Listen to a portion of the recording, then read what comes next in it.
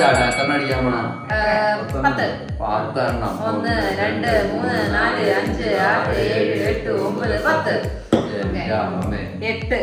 2 3 4 5 6 7 8. 1 2. എത്ര അടിക്കാമോ? ഞാൻ 2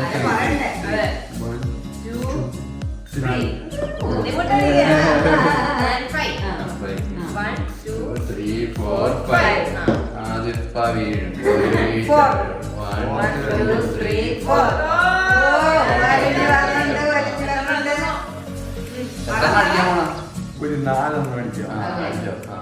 1 2 3 4. ഞാൻ 10 അടിക്കാമോ?